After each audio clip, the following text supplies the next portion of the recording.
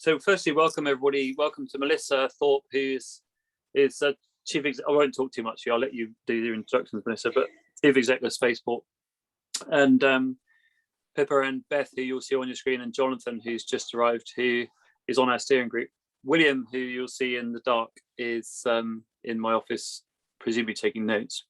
Jonathan, welcome. Thanks very much for joining us. Here eventually. No, that's right. So the plan is that I'll hand straight over to Melissa. Our next meeting is on the 16th of November. Jonathan is going to be getting people and himself to go through and discuss the donut economy. Is that right? Yeah, that's right. Yeah. I've talked to Amanda a little bit already about it. So, so look forward to that. But first, we've got Melissa, who thank you ever so much, Melissa, for coming along. I heard you speak at the G7 Space Summit, and you made some points that I hadn't really considered before, so I thought it'd be great. I spoke to the team here, and it'd be great for you to just project them to the people that follow this climate focus group. We meet once a month just to help to inform, but also to try and pick up where people's concerns and where people's passions are regarding decarbonising and recovering nature. That's really what we're here about.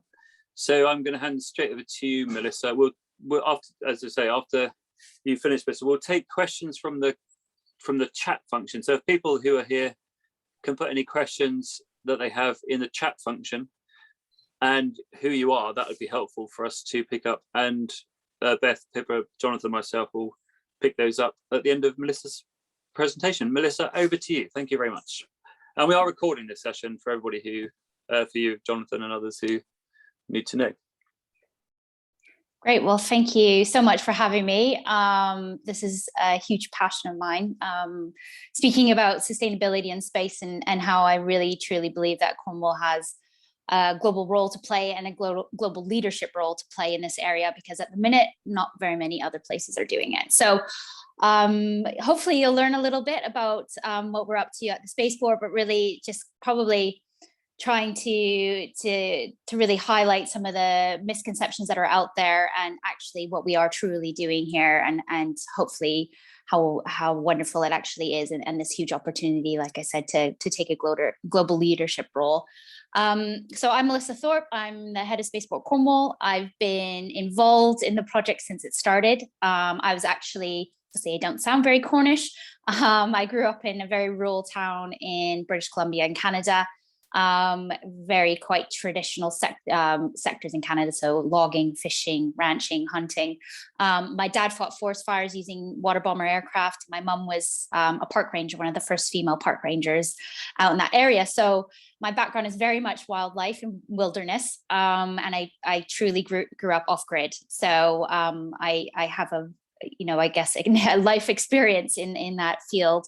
But I really, with my dad's role, really grew up realizing how technology and using things like airplanes to help, fight the consequences of climate change is a viable thing. So I think it's somewhat come full circle. I wanted to be a pilot. My eyesight wasn't good enough, so I ended up going into economics, and I studied aerospace economics and moved over to the UK to my dream school to do my master's, which was the London School of Economics, where I studied the differences between Airbus in Toulouse and Boeing in Seattle, and their different kind of economic development programs and strategies that they were looking at for the areas, and kind of weighed those up. I was then brought down to Cornwall when Cornwall Council purchased the airport from the MOD. And I was really brought in to look at how we could enhance the asset to attract businesses. So I wasn't working on the passenger side. I was looking more at the aviation and aerospace side of the airport, and busy doing that. The Bristol Search and Rescue contract, for instance, and then Spaceport came along, and I was quickly pulled over onto that project in 2014. So I'm not a space scientist, but I think that's given me a bit of a interesting take on all of this, and especially with, I guess, my growing up in Canada and in the early days experience. It's come to be very useful when having these kinds of conversations now, because I feel like rather than a scientist coming and trying to explain it, I'm coming from a bit of a different background. So just to set the scene a little bit, I stepped up into the role January this year, where my predecessor, Miles Carden, left us for Falmouth Harbour. Yeah, it's been obviously an interesting journey this whole time. But I'm really here to just talk about why spaceports even in Cornwall in the first place, and actually our journey through sustainability so far, because it has been a journey, and what we're doing, because I think, you know, there's a lot of misconceptions, like I said, out there, but there's also a lot of really good stuff. I was going to show you before I go into my presentation. This is the Guardian from Monday this week, and we had a double page spread in the Guardian about exactly what I'm about to talk to. So the Guardian got in touch a while ago, was really concerned about space and space launch in the UK. And they had a photojournalist come and follow us along for about 6 months. And this was the kind of resulting piece. So it's out, you can find it online. It's on my Twitter page, but it was, you know, it was fantastic for us to have this kind of showcase of what we truly are doing once you start to scratch the surface down here. So it's just to say that that was a big piece of news for us this week. So I'm just going to share my screen. So give me a minute. I do have children running around in the background, so apologies in advance if you hear any shrieking or demanding of snacks. That is pretty much my life. Okay, hopefully.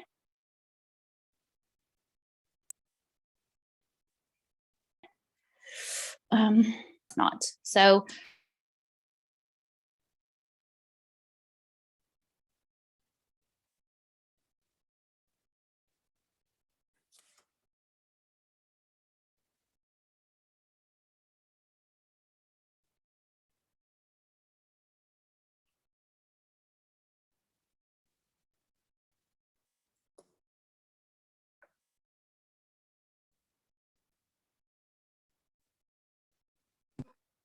We can see that, Melissa.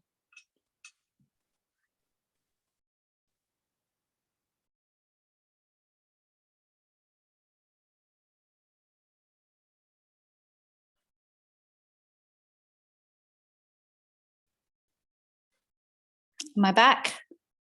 Mm-hmm. Sorry about that. It just kicked me out. Let me try that again. I'm so sorry. So we can see your screen, but we obviously not hear you. Can you hear me? At the moment. Okay.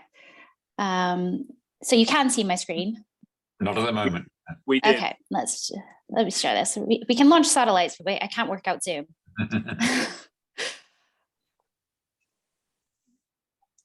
All right, can you see this? Yes. Yeah. Okay, yay. Okay, we're back. So I give you the intro. I'm just gonna whiz out. You can probably see the picture behind me here. I find, you know, that the Earthrise photo has kind of been I think it once climate or environmental photo of the year a few years ago, and continues to kind of win that title over and over again as that kind of overview effect, as it's known in the space industry, of looking back on planet Earth and that kind of perception. And I don't know if anybody watched or heard William Shatner after he landed yesterday. And I think however you feel about space tourism, and I'll talk about that in a minute, but you know, his instant kind of reactions after, you know, seeing the blackness of space and how he felt it's completely changed his life, and how everybody needs to see that curvature of the Earth and that perspective.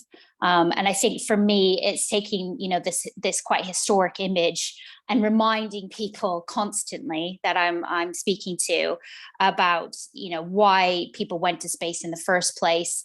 As much of as it was a government kind of space race. And I think what these images that have come back, and the images that astronauts continue to relay back to us, is kind of the foundations for why we need to not only protect our planet, but look at using space more responsibly as well.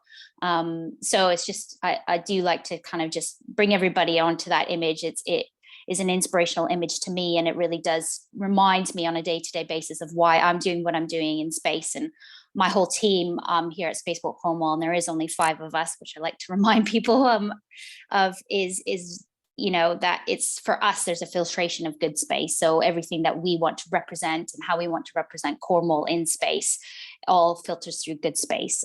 So is that good for space? Is that good for our planet?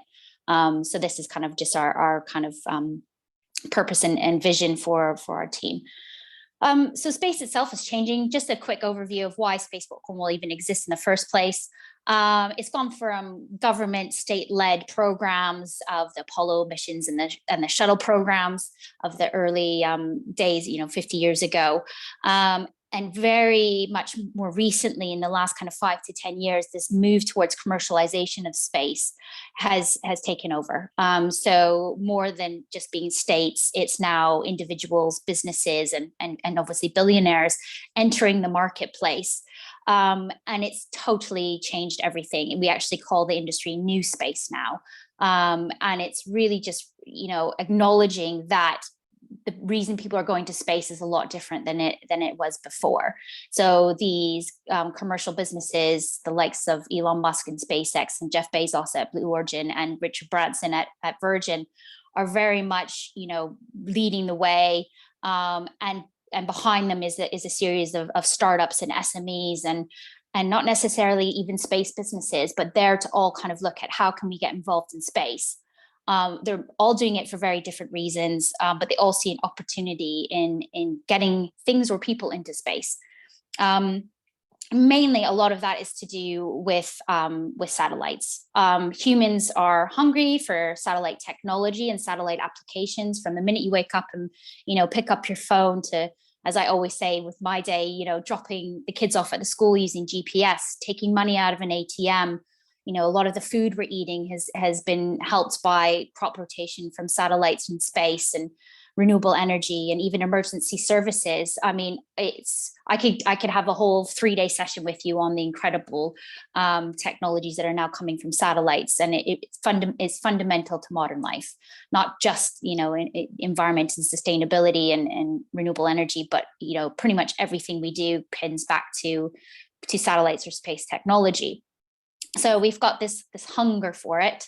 And at the same time, satellites are becoming smaller, where it used to be the size of, a room. They're now, I can hold satellites in my hand. And what that's doing is kind of driving this growth in the satellite industry. And they all are getting stuck at one point. And that's what we call the launch bottleneck. So you've got all this demand for satellites, and you've got this now supply of satellites coming up. But they're getting stuck where there's a handful of nations around the world that are launching at the minute, and it's expensive to launch. It's difficult to get to these locations. So a lot of this technology that could really, our game-changing technologies are unable to access space. And so the UK government a few years ago, back in 2014, when I started, kind of identified this as an opportunity for the UK. This was David Cameron's time, and he and the government were very much aware that the UK had a role to play in this. We actually build a large majority of the world's small satellites in the UK. We're actually, quite heavy hitters in the industry. But at the minute, all of those satellites are being shipped overseas to launch. Whether that's places like Kazakhstan, Russia, America, they're all going overseas, and they're piggybacking off the back of big heavy lift rockets. So SpaceX, for instance, and they're obviously losing time and money transporting their satellites abroad. And then what happens a lot of the time is they get bumped off of these launches. So a bigger, better, national kind of program comes in, and our satellites get bumped off, and they have to store them and wait. And it's really tricky for businesses in the satellite industry in the UK to really kind of achieve what they'd like to do growth wise. And the UK government set a target of achieving 10% of the global space industry in the UK by 2030. And that's really where this Launch UK program has come out of, is realizing there's an opportunity to grasp a bit of that market, that launch market, by creating a sovereign launch capability here in the UK. 50 years ago, they created the Black Arrow program, which was a rocket they launched in Australia, but they scrapped it right away. And we've actually never launched from UK soil. So this was their plan. They had a few identified spots around the UK. You'll see two icons there. One is what traditionally you'd think of a space launch, and this comes back into the story later on when we talk about sustainability, which is, ground direct up into space. And those are all located up in northern Scotland. And then you see this airplane icon, and that's called horizontal launch or air launch. And that's what we're doing down here in Newquay. So that's using basically a aircraft to carry a rocket partway to space, where it deploys the rocket midair, and that goes into space, and obviously the airplane can come back and look to do it again. So that's what we're looking at in Newquay. We're not looking at vertical launch. Most of these sites are still active around the UK, but the two official UK Space Agency sites are us as the horizontal launch site down at Newquay, and Sutherland up in northern Scotland, although Shetland is kind of up and coming as well. So we're likely to be the first movers. All the other sites have kind of different technologies that they're looking at, and they might come online further in the future. For us, it's not about a space race in the UK. It's much more about grasping this for the UK as competitors in Europe are up and coming. So as the satellite market increases, and there's 13,000 satellites that need to be launched in the next few years in Europe, who's going to be able to offer that access to space in Europe, and Newquay and the UK are likely to be the first to do that. So for me, it's really about ensuring that we have the capability to do that and meet the licensing and regulations, the regime that's been put in place, but also that we're doing that in a way that is, considers a lot more than just getting some stuff into space. So that's what myself and my team are really passionate about. So this is a Launch UK program. When I speak about Spaceport Cornwall, this is really what it's made up of, our consortium. It's Cornwall Airport Newquay, which is owned by Cornwall Council as the spaceport site itself. We have Goonhilly, who I'm sure most of you know, and obviously Derek, that's down where you are, who are a globally recognized figure in the space industry. Early days, they took us under their wing and really kind of introduced us to the right people. And they're just going from strength to strength down in Goonhilly. They're going to be our mission control and tracking partner. So we're working really closely with Goonhilly. And we also have Virgin Orbit. Oh, somebody's phone. Put a mute. And we have Virgin Orbit. So Richard Branson has two space companies, Virgin Galactic, which tends to get most of the headlines. That's his space tourism company that he went up on recently. But we're working only with Virgin Orbit, and that's his small satellite launch company. They're based out in Long Beach in California. And Virgin Orbit are slightly different than what you'd see from SpaceX, for instance. So most satellite or launch companies, you take the satellites and you travel over to where the launch pad is. Virgin Orbit are a mobile launch pad. So they'll come to their customer base and they're looking at a series of spaceports around the world. So their main one is in Mojave in the US.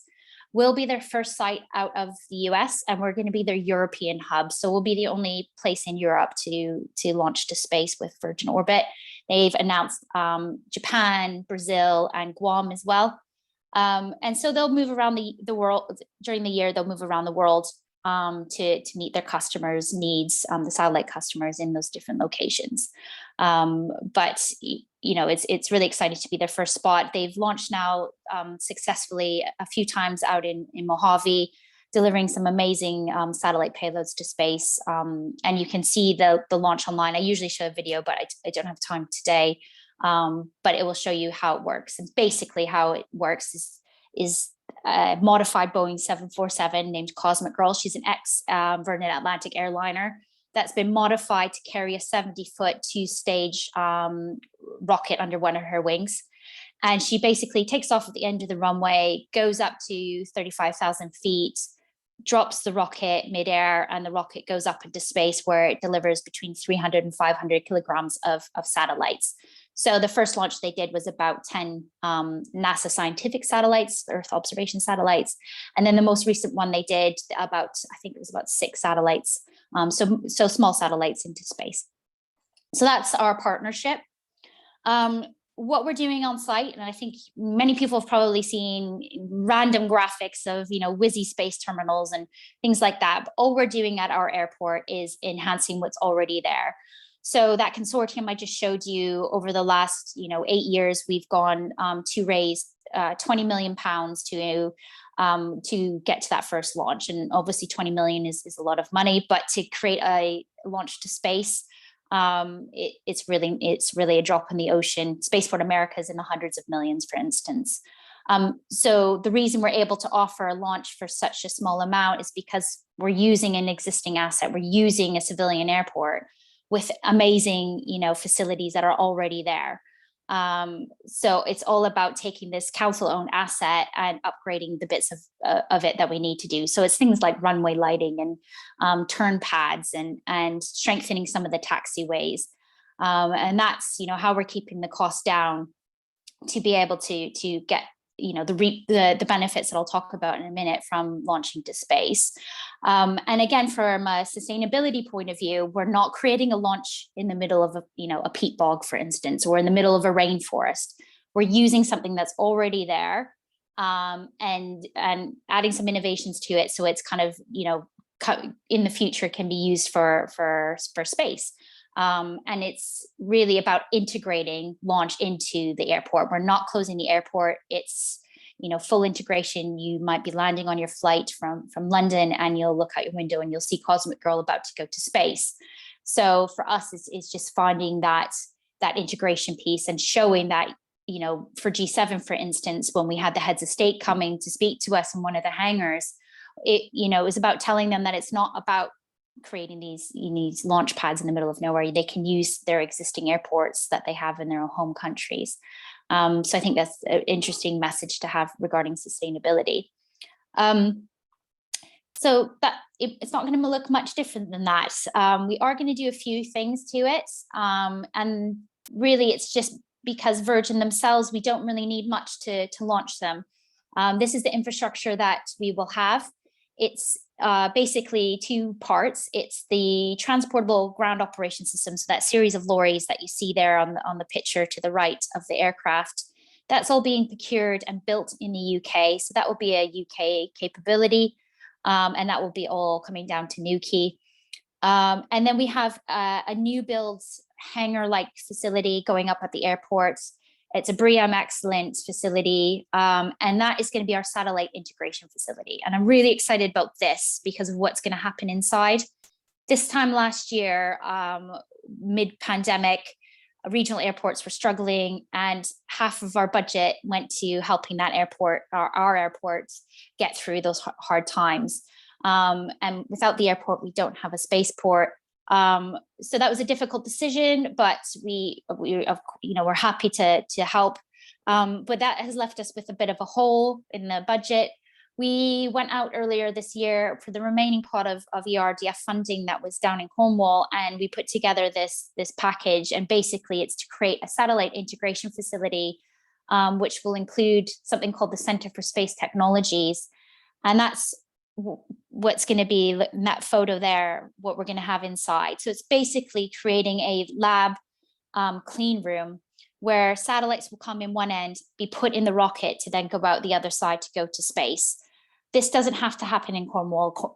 Virgin could do this even in California. Harwell could do this, other spaces, but we wanted to capture this opportunity and secure it for Cornwall.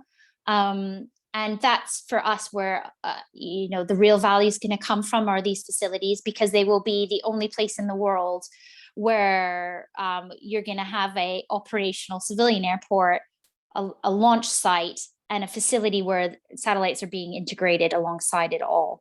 And Cornwall's going to have that. Now, what we do with this facility is what's next. And, the theme of this conversation about sustainability. So our main academic partner, Exeter University, we're looking at theming the entire thing. So when Virgin are not here and they're at, Japan or Guam, how are we using this? And we want to look at environmental intelligence and satellites. So first of all, how are satellites built? Could we do them cleaner and greener? How are they integrated? Could we do that process cleaner and greener? How and what are they doing in space? The application side of it, the downstream side of it, all of that R&D and knowledge spillover will be happening in this facility. So that's something, this time last year, we weren't planning to do this, but really, this is where a lot of the jobs, the highly skilled jobs, and the innovations and environmental intelligence innovations will come from this facility. So just some of the things, the benefits that we'll be seeing. Number 1 and number 2, those were HM Treasury Green Book appraisal process that we went through quite early on. So those, quite an onerous process, as I'm sure many of you are aware. And we're, starting to see that already, some of the jobs that we are posting. And those jobs are everything from these high tech, satellite operations and space operations to aircraft maintenance as well. So it kind of branches across everything. And we're working really closely with the likes of Truro Penwith College to build that supply chain up for us, and that the supply of employees that we'll need in the future as well. So it's not about bringing everybody in from outside Cornwall to do these jobs. It's about, using what talent we have here. And for me, I'll come on to number 3 and number 4, but it's just to say that we're really using Spaceport to attract investment to the area and interest and other businesses, and to open the door to the businesses that the space industry that is in Cornwall. So there's over 55 space businesses in Cornwall, which I think surprises a lot of people. But we're talking from, Flan Microwave that do, work with NASA on some of their materials that they have, to, marine businesses down here that are now looking at filtration systems that they used to do in an extreme environment of the ocean, and now looking at implementing that in space and pivoting, I think is the word they're using at the minute, into the space industry. And we're introducing them to Virgin, we're introducing them to the UK Space Agency and European Space Agency, and they're starting to win big contracts. And also, what we have coming out of the universities in regards to applications, we have a startup down here that uses space data to track the growth of refugee camps, and is working with the UN on that. So, that's incredible what's already here. And we just want to continue to use Spaceport because of the profile to attract even more. Blue Abyss, again, Derek mentioned this at the beginning, is a deep pooled training facility that's looking to set up alongside us for astronaut training. And Tim Peake sits on the board and is really promoting this. And they want to be in Cornwall because they want to be alongside the Spaceport. At G7, we announced our next partner, which is called Sierra Space Dream Chaser. And Dream Chaser is slightly different than Virgin Orbit in that they take off vertically in the US. They'll go up to the International Space Station. They're really looking at doing microgravity research and experiments in microgravity. They need a long runway to land on, so they'll be returning to us in Cornwall. And that new facility we're building will be able to process that research in that facility, rather than that research go off and be processed elsewhere. We will be able to handle that again all in Cornwall. So it's really exciting that Spaceport, again, the launch is almost the cherry on top rather than what it's all about. We're not putting all our eggs in one, Virgin Orbit basket. It's much wider than that. So it's just to mention that, a lot of other activity is going on. But what I'm here to talk about, obviously, is responsible launch and sustainability. So a few years ago, we were busy, doing all the activity that we needed to do to get to launch. And quite quickly, we realized there's a huge disconnect between the industry and what we are actually doing, and the general public and what they understand space to be doing. So I mentioned some of the amazing, technologies that space are doing, from Earth observation to making really heavy polluting industries more efficient, to, transparently, as this image shows here, showing the impact of humans on our climate, that policymakers can then go on to use to come up with amazing new environmental policies. So this image here is an example of this. This image was taken from a satellite called Copernicus 5, part of the Sentinel-5, part of the Copernicus program.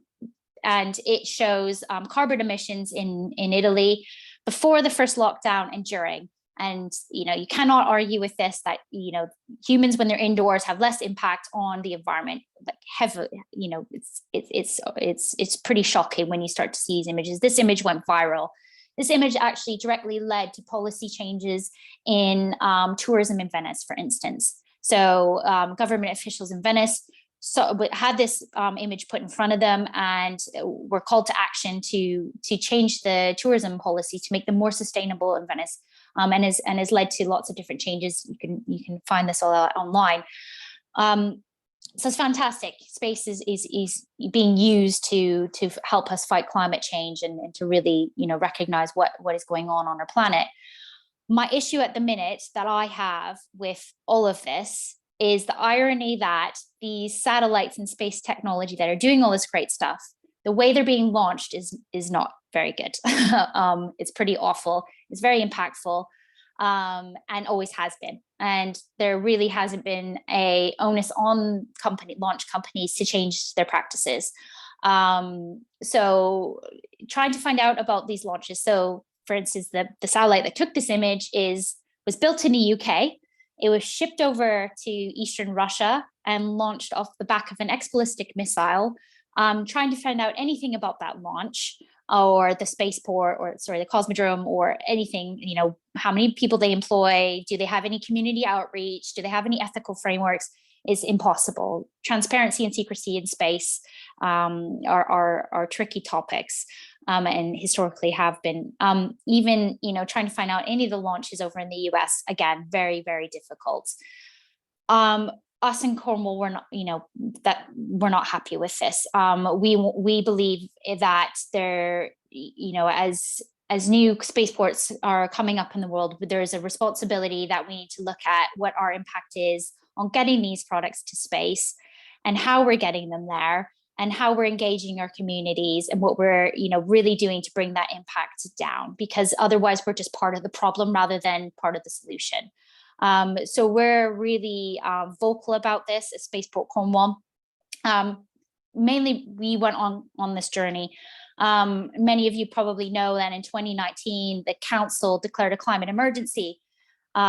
And we were the first major economic development project to go through an investment process to raise the 12 million that we needed to get Spaceport to launch. And we had the spotlight on us, and it became quite ugly quite quick. We had protesters outside of all of our meetings. We were, harassed online. I was followed home. It was not pretty. And I think we were quite naive in thinking, we just assumed everybody knew space was great and really helped the environment. And it was half the Extinction Rebellion protesters that were there were using their phones and were using data from satellites to explain what was happening. But I think there's like I said, a big disconnect between that and it really did change the course of how we treated our activities going forward. We obviously made it through this process, but some of the comments that we had during that time, we recognized that we really needed to bring space right down to earth and right down to Cornwall, and that there's a bunch of communication techniques that we needed to go through and engage with the communities to say we aren't, a huge heavy lift rocket taking off of Nuki and putting a bunch of ballistics into space. And so we have since this time, we've released a carbon impact report that we're updating at the minute. That report was done by the University of Exeter, and that looked at the height of activity. So we're talking, our launches are high quality, low quantity. We're looking at about a couple launches in the first year and probably 3 the next maybe. And at the time it was about 8 a year with Virgin, but probably about 5 a year. At the height of that activity, our emissions would add about 0.01% to the overall emissions in Cornwall, whereas on-road transport is about 23%, for instance. So it's a tiny amount, but it's still an impact, and we're not happy with, we want to bring that impact down. So just after COP this year, we'll be releasing our sustainability report and action plan. And that action plan isn't just about offsetting and mitigation, which we will be doing, but about how we'll be using our new Centre for Space Technologies to bring down that impact altogether.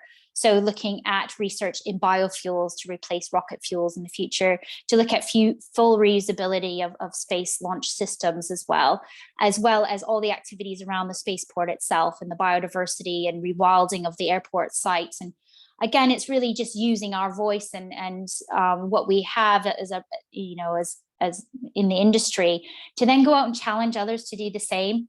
So I'm really lucky I get invited to sit on expert panels. And one of the first things I do is look at who's beside me, if it's NASA, if it's SpaceX, and ask them what they're doing about this. I don't often get invited back, but I think it's important that Cornwall does have that voice.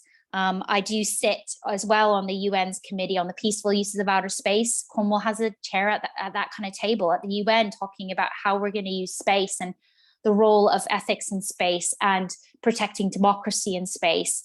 And so I really think that there's an opportunity for Cornwall to take a lead and to challenge the rest of the spaceports. Virgin were over here for G7, and I was constantly talking to them about this and what they want to do. And they said, you're the only spaceport that's even asked us these questions. Nobody else is doing this.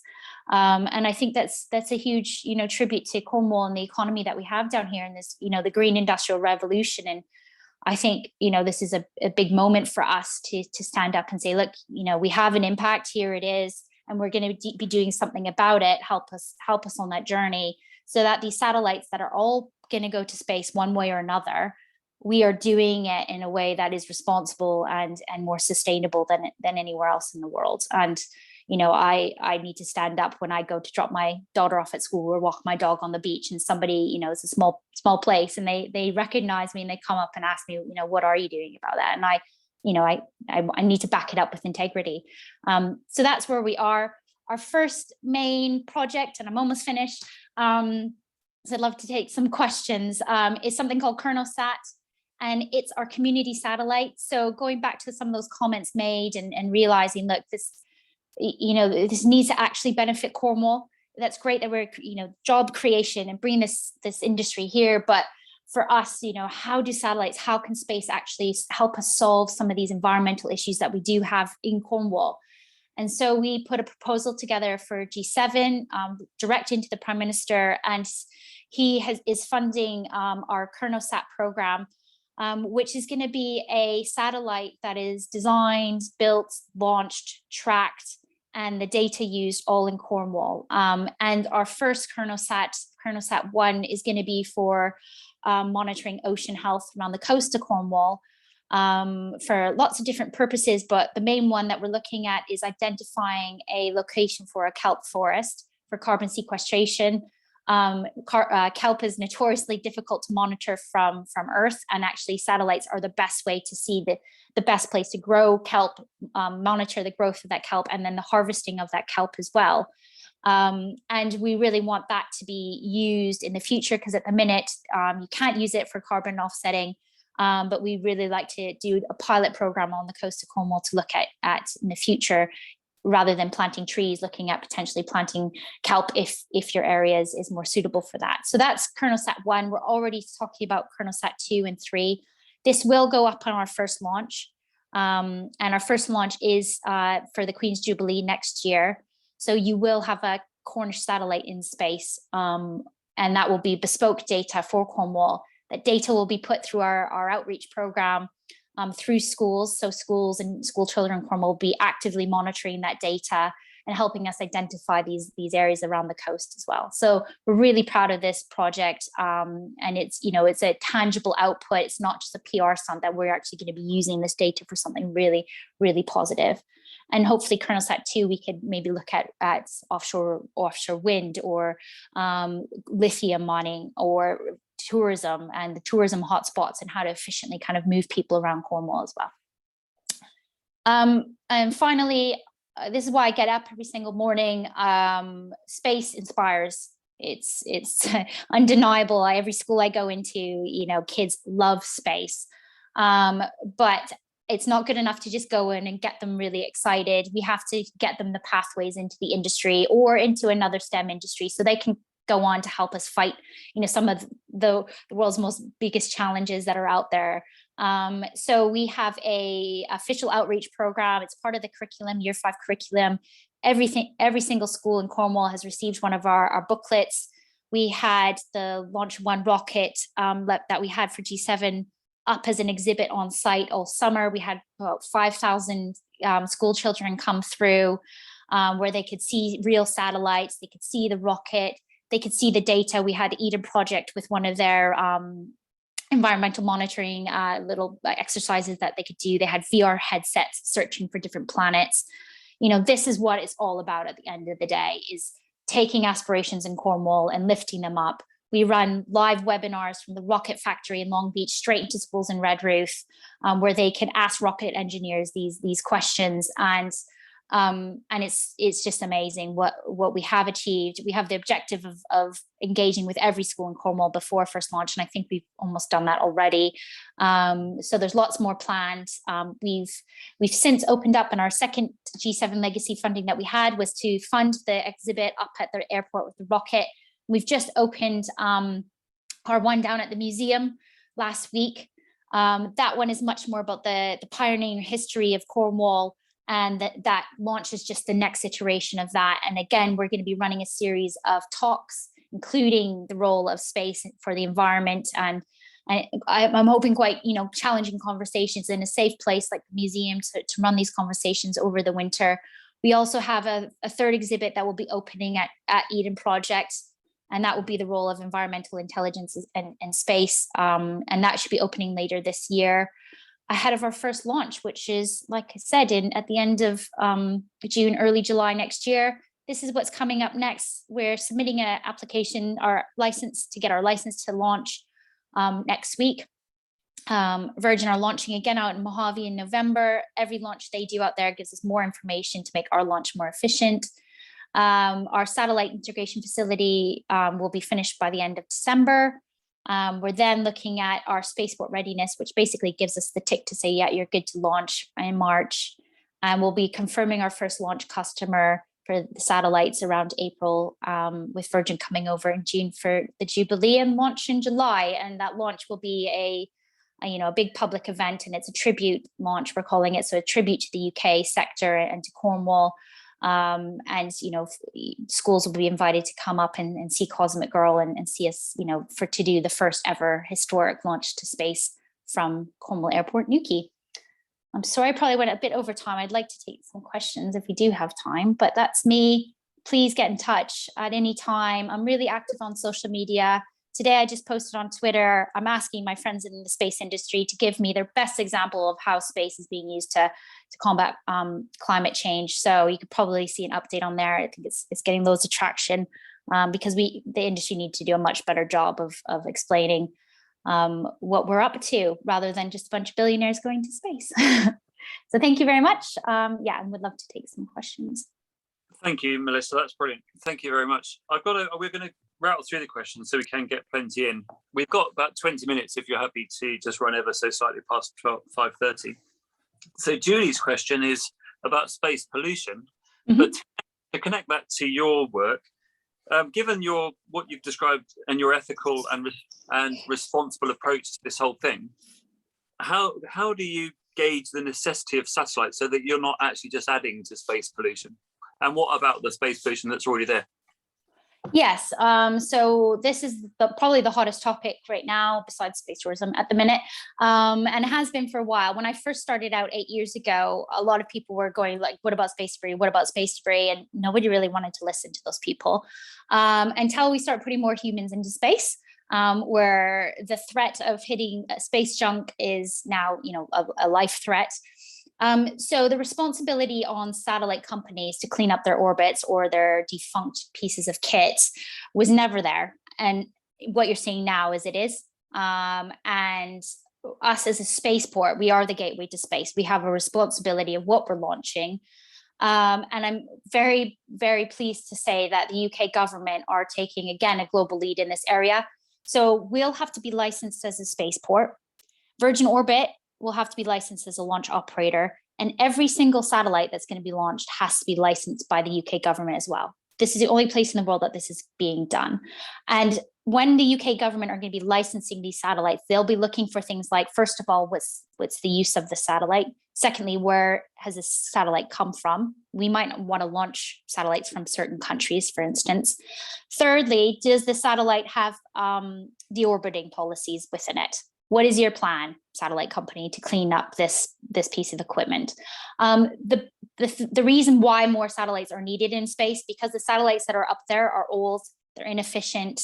The technology, Earth observation, for instance, there's an amazing company down in Cornwall called 4EI, and they're now working with Airbus, and they're getting Earth images of centimeters, whereas before it was miles.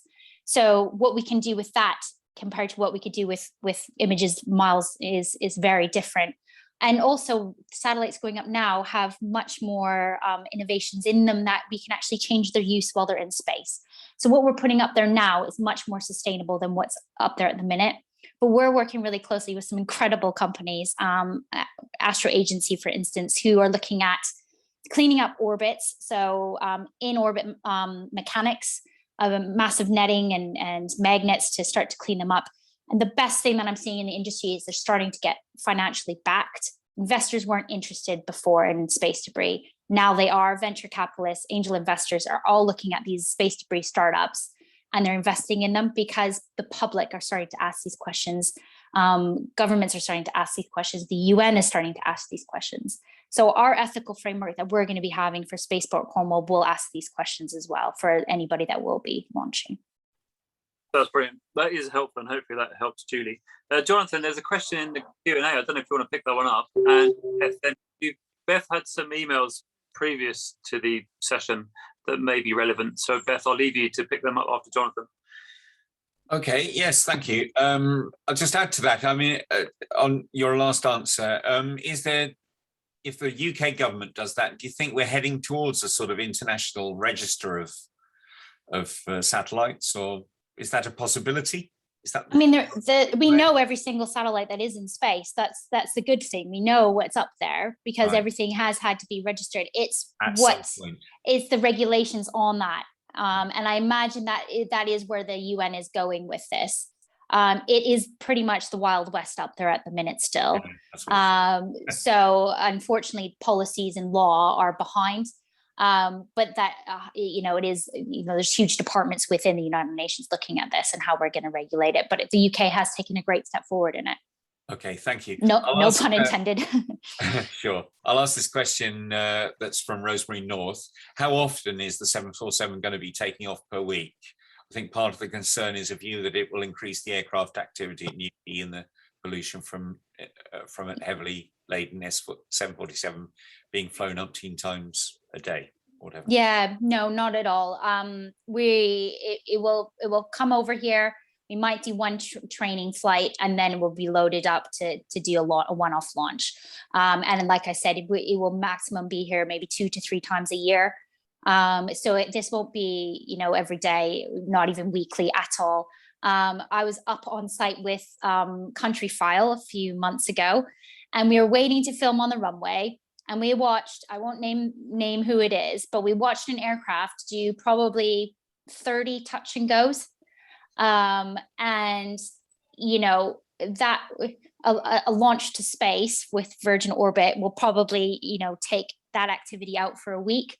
So when we were actually starting to look at the carbon impact, some of the time where we will be launching will actually decrease the overall impact of the airport, the overall carbon impact of the airport will, because we won't have, the training that goes up there, which is essential for training. But actually, we're starting to look at, replacing some of that activity at the airport with our launches.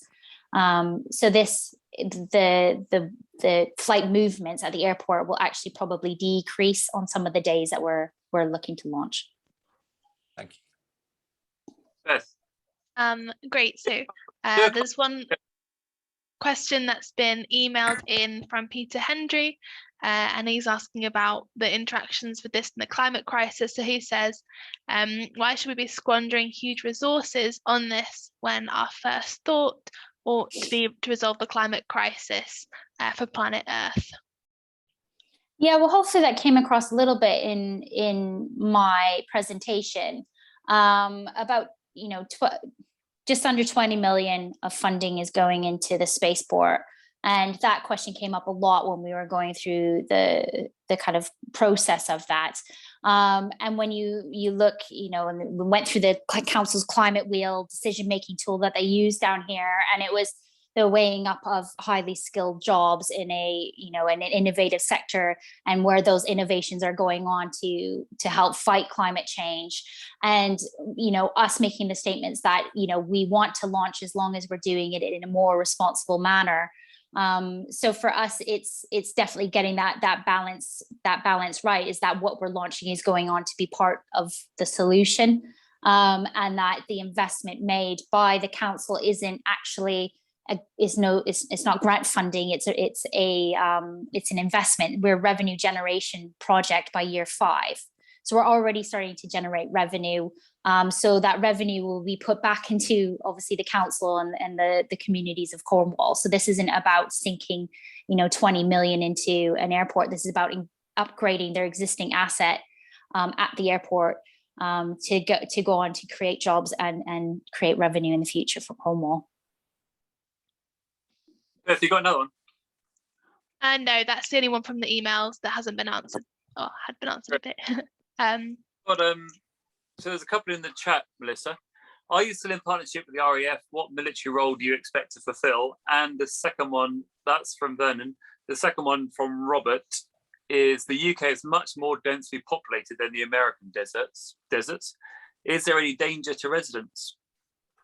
Yeah, 2 great questions. So the first one, Vernon, we don't have any direct relationship with the RAF. Obviously, they are our neighbor at the airport, but Virgin Orbit has signed an MOU with the RAF that has actually had them second a RAF pilot over to actually fly Cosmic Girl.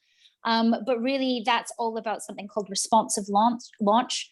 So at the minute, if a UK asset, which, you know, could be a satellite communication asset or anything for the financial industry or emergency services satellite, other nation states have shown that they could take our satellites down. Let's say they took one of our satellites down today. That would mean it would take weeks, if not months, to replace that satellite in space. What we could do with Virgin is actually replace that satellite within 24 to 48 hours.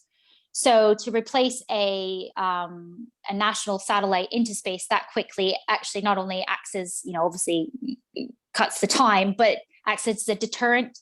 And so a lot of Five Eyes nations are looking at this. Military in space and the militarization of space, again, is an interesting topic, because in one hand, obviously, you have all this, the commercial side going, you know, we can do this in space, we can benefit life on Earth using this technology and this technology, but then you've got, you know, previous administrations in the US saying it's the next war zone and creating Space Force, and now us here in the UK standing up Space Command. For me, it's the role of protecting the democracy in space, and to show that there is a deterrent, whether that is, you know, this responsive launch. So Virgin's partnership with the RAF is down to that, is that responsive launch of replacing our satellites quicker than ever before. Thanks, Melissa. Beth. Yeah, just a couple. Sorry, I forgot there was a second question after that, wasn't there? About risk. So the beauty of our launch is that the risk of it actually happens up at altitude, whereas a vertical launch pad, obviously the risk is on the ground. We take our risk and move it. And Virgin Orbit, because you're on an aircraft, it's quite flexible in where the launch, you know, where it can move to as well. So it can respond to any potential risks as they launch or as they take off. And they can launch in different locations as well. So there won't be any launches happening in Cornwall on the ground. They'll all be overseas. We're obviously working with the regulator, the Civil Aviation Authority, on, you know, the fueling, what the risk is while it's going down the runway. But we have basically a danger area that goes around the aircraft as it launches. And I think there's one campsite at the end of the runway, and other than that, it won't be affecting any residential areas. Yeah, that's great. Thanks, Melissa. Couple more questions from the Q&A, and I'll just read the first one. What is the life expectancy of the current satellites that are being released into space? It completely depends. And this is some of the challenging questions I give to my friends at SpaceX sometimes, who are putting up, you know, thousands of constellation satellites, and the redundancy they actually do need or not. You know, they're looking at about 25 years is what most are trying to aim for. But with the new ones, I was saying that you can adapt what their application is in space. That's really exciting because, you know, hopefully, you know, if the application it's using is, we no longer need it, for instance, or there's a new technology that we can replace it with, we can do it while it's still in orbit and still use it. So hopefully there'll be much more longevity in that. Yeah, thanks. And another one from Oliver, he says he'd really like to hear more about the £250 million bonus to Cornwall. That's part of the money that's quoted, and what does that comprise of? And where is there any way we can see the details of what that means for Cornwall?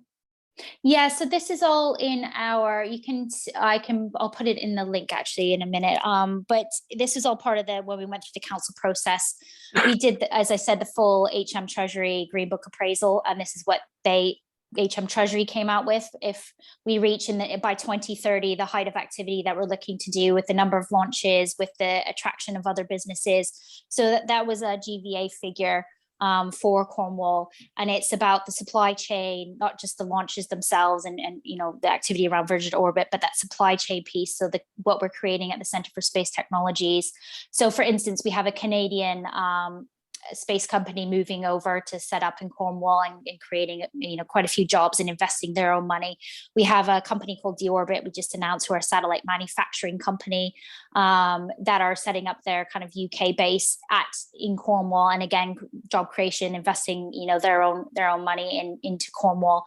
So it's coming from lots of different areas, not just the Virgin piece itself. Is about that kind of wider cluster effect that we're starting to realize already. I would say it's almost 3 years before we were expecting to have some of these entities come to us, and that's just because we were able to facilitate the build of this new facility.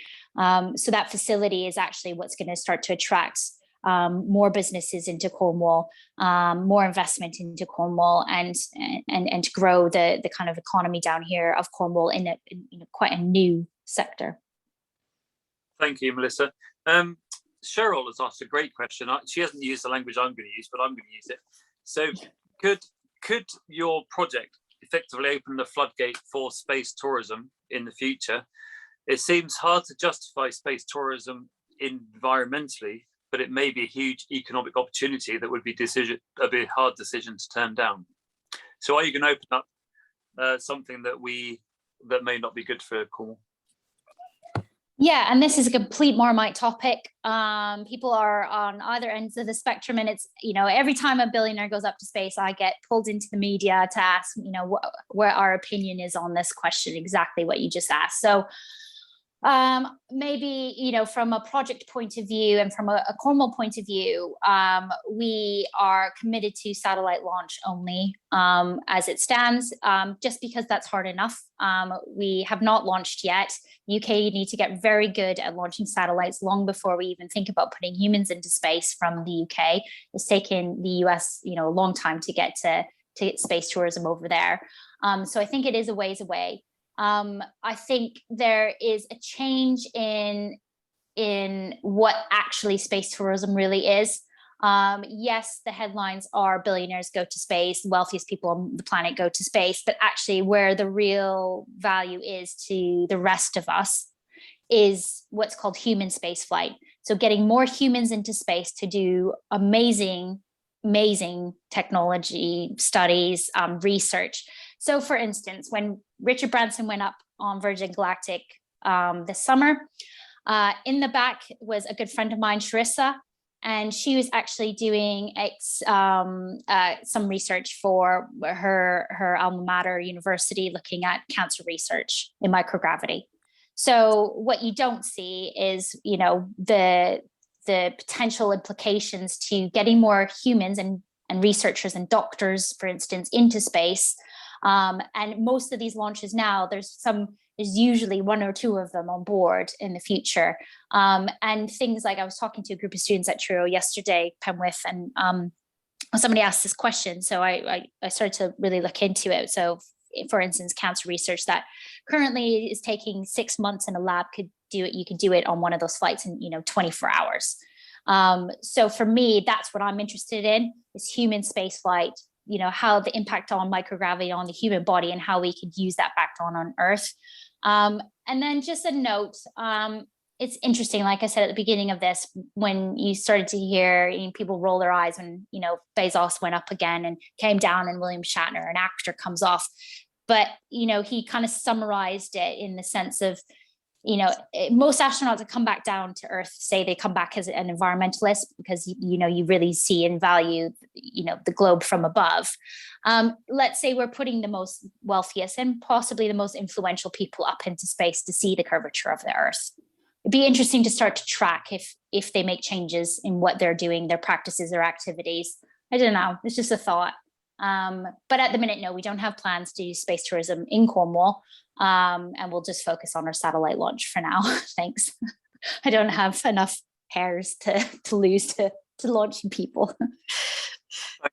Thanks, Melisssa. I was going to get Jonathan to ask this one, but he's disappeared. So this is from Mark. You've mentioned about offsetting rocket launches. Is this? You mentioned about offsetting rocket launches. Does this involve embodied carbon too? Are you looking to use reusable rockets? Are you looking into testing SFTO, especially the Sabre technology in Cornwall? If you want to see that, I read it. It's in the Q&A. Okay, yeah. I mean, this is, I leave this to the experts in my team at the council as well. I think for us, it's about enabling all this to happen with the facilities and with the kit we're putting in the facilities and with the academic institutions and with the commercial operators that want to go down this path with us. So for instance, we have Benjamin on site. Benjamin are looking at obviously biofuels. So they're in early conversations already, talking about how we can maybe, use this for biofuel in the future. Rocket reusability, of course, will be something that we have to work in partnership with Virgin on. It's their equipment. But all we're trying to do is just enable that to happen and to provide the framework and the environment for that to happen up and to really start to kind of funnel that. So when I said, theming our Centre for Space Technologies about environmental intelligence and looking at, what is up and coming in the satellite industry, I mean that we will be looking to invite businesses and academic partners in that are working on those specific topics. But I'm probably not the right person to go into the finite detail of the rest of the question. But offsetting and mitigation wise, we'll be producing all of this report in the next couple of weeks. So you'll be able to see exactly what we have planned in that. We're putting together a group of what we're calling critical friends to help us in that, because like I said, this isn't our area of expertise. I'm good at trying to, do a good job of getting stuff into space, but we're trying to bring in the wider communities in Cornwall that have expertise in this area to start to look at this with us and to really, enhance what we're doing as a baseline. But things like Kernelsat program, when the government's saying, look at maybe planting some more trees, well, can we do something bigger and better than that? I think we probably can. The thing is, our carbon impact is actually, it is so low that we don't really, from a government level, need to do much to offset what our activities are, but we obviously want to use our platform to do something much more than the expectation. Thanks, Melisssa. Pippa, you've been remarkable because I haven't actually given you any opportunity to speak. We ought to wrap it up there. It's been really interesting, Melisssa, and you've made me think so much more about both the opportunities and how you can get over some of the concerns that are raised. Pippa, did you want to have a question of your own that you wanted to finish off with? Well, I was interested in the question. I was going to ask the question about the space junk, but maybe I should just read. Jonathan's had to go, so maybe I should just read his comment. He says, sorry to go, but I have another meeting. Thanks, Melissa. I was there at Christmas 1968 when the first Earthrise photos were taken. I think that they have been hugely influential. Space-based research can be hugely useful in making us more aware of the big picture. but space tourism, no, no, no. That's brilliant. Melissa, thank you ever so much. I remember I went to Mullion Secondary School for a visit, and they had the children asked me to come and look at some work they were doing, and they were on some really interesting project with a number of other schools, and they had real-time data from satellites looking at the ice caps and what was actually happening, and they could track back how they had changed over recent years. And it was, the whole discussion was about how they could be an eco school and how they could adjust to understand how they operate in the environment, how to care for the environment, and they were using satellite to help them to do that, which makes this whole debate a really fascinating one, because of, as you say, you've presented very well the opportunity for the UK and for Cornwall Spaceport to do it better, both for the environment, but also to deliver a greater return in terms of our knowledge and understanding. Thank you very much. You've been really open. You've gone through tons of material. I'm sure there'll be questions. Sorry. I think we're not going to clutter up your inbox, but if people do have things that they would like to clarify, if they email my office, we'll collate all that, and maybe Melissa, I'll send it to you when you've got time. But if you're launching I think you're going to launch some work around the sustainability of it. You've referred to that a couple of times. If you want, when that's available to the public domain, if you want, send it to us, we'll distribute that as well. But thank you ever so much, and just enjoy the rest of your time with your family. And if there's anything you want to say, Melissa, before you go, it's up to you. Otherwise, I'm going to close the meeting. No, thank you so much. And I'm just here, I'm not, we're a warm, friendly team up at the Spaceport. So please do get in touch. And I think for me, it's just more about having some, challenging conversations, but that we're all working to make it better. And it's not just about shutting each other down right away. I think it's really important that we listen and we work together to kind of come up with these solutions. And like I said, to go out and start to challenge others to do the same. So thank you very much for inviting me to speak. And yeah, anytime you want to chat, let me know. That's great. Well, we'll maybe have you a year's time, see how you're getting on. Yeah, after launch. Yeah. Thanks, Pippa. Thanks, Beth. Thanks again, Melissa. Thank you. Close meeting. Everyone happy with that? Yep. Yeah. Thanks, guys. Take care. Thank you. Bye. Bye.